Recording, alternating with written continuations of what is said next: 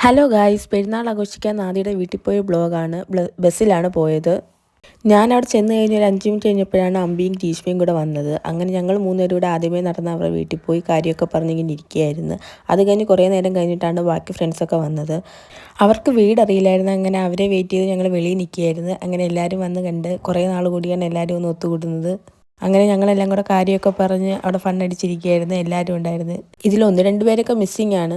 അത് കഴിഞ്ഞ് പിന്നെ ബാക്കിയുള്ളവരെല്ലാം കൂടെ സെറ്റാക്കി ഞങ്ങൾ പെരുന്നാൾ ആഘോഷിച്ചത്. അടിപൊളിയായിരുന്നു. ഫുഡൊക്കെ കഴിച്ച് ബീഫ് ബിരിയാണി ആയിരുന്നു, ചിക്കൻ ഫ്രൈ, പിന്നെ കൈതച്ചക്ക അതെല്ലാം ഉണ്ടായിരുന്നു, ഫ്രൂട്ട്സ് ഐറ്റംസ്, പിന്നെ കസ്റ്റാർഡ് ഉണ്ടായിരുന്നു, നാദിയുടെ സ്പെഷ്യലായിട്ടുള്ള.